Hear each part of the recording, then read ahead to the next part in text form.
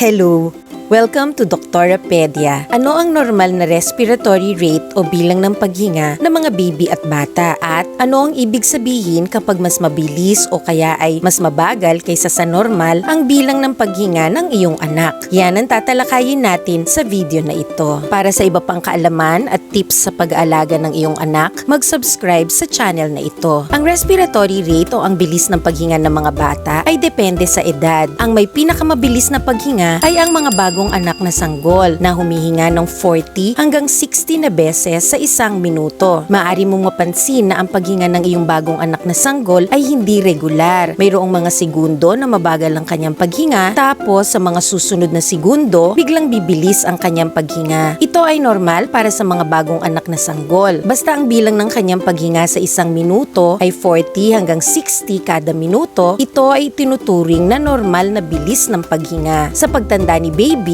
ang kanyang respiratory rate ay babagal ng babagal. Sa edad na 1 buwan hanggang 12 buwan, ang respiratory rate ng baby ay magiging 30 hanggang 50 na paghinga na lang kada minuto. Bago tayo magpatuloy, paalala na ang video na ito ay para sa dagdag kaalaman lamang. Hindi ito naglalayong pumalit sa pagkonsulta, pag-examine, pag-diagnose at paggamot ng isang doktor. Magkonsulta sa inyong doktor tungkol sa kalagayan ng inyong anak. Pagkatapos ng unang birthday ng iyong anak, hanggang sa siya ay mag 2 years old, ang kanyang paghinga ay inaasahang may bilang na mula 20 hanggang 40 kada minuto. Pagkatapos naman niyang maging 2 years old, hanggang sa siya ay mag-birthday ng 5 years old, ang bilang ng paghinga niya ay inaasahang may bilang na 20 hanggang 30 kada minuto. Pagkatapos ng kanyang ikalimang birthday, hanggang sa siya ay mag 12 years old, inaasahan na 18 hanggang 25 kada minuto ang kanyang paghinga. At kapag 12 years old na siya, ang kanyang respiratory rate ay pareho na ng sa ating mga matatanda, 12 hanggang 20 na paghinga kada minuto. Kapag mas mabilis ang respiratory rate ng baby o bata kaysa sa inaasahan niyang respiratory rate, ito ay nagpapahiwatig na nahihirapan na ang kanyang baga na gawin ang normal nitong trabaho. Bagamat maaari magpabilis sa paghinga ng baby at bata ang ilang sakit sa utak, sakit sa kidneys, sakit sa puso at sakit sa ugat at dugo, kadalasan ang mabilis na paghinga ay dahil sa isang sakit sa baga, gaya ng hika, bronchitis at pulmonya. Ang pagbilis ng paghinga ay isa sa mga danger signs sa baby o batang may ubo. Panoorin mo ang naunang video ukol dito. Kapag may lagnat o kaya ay may ubo ang isang baby o bata, ang pagbilis ng kanyang paghinga ay ginagamit ng mga doktor bilang isang palatandaan na siya ay malamang na mayroong pulmonya. Kaya, importanteng alam mo kung bumibilis na ba ang paghinga ng iyong anak. Panoorin mo ang naunang video ukol sa mga simptomas ng pulmonya. Maaaring paminsan-minsan ay naiiba ang bilang ng paghinga ng iyong anak kaysa sa inaasahang normal na respiratory rate para sa kanyang edad. Kung wala naman siyang sakit, ibig sabihin maayos naman siyang dumede o kumain at wala siyang ibang simptomas, hindi mo ito kailangang ipag-alala, lalo na at ito ay minsan lang naman nangyayari. Pero kung ang abnormal na bilang ng kanyang paghinga ay tumatagal at siya ay mayroong ibang simptomas, mas mabuting dalhin mo ang iyong anak sa doktor para siya ay ma-examine mabuti, ma-diagnose ng tama at mabigyan ng nararapat na lunas. Ang mga link para sa iba pang video ay nasa description ng video na ito. Please like and share this video, subscribe sa channel na ito, and click the notification bell. Thank you for watching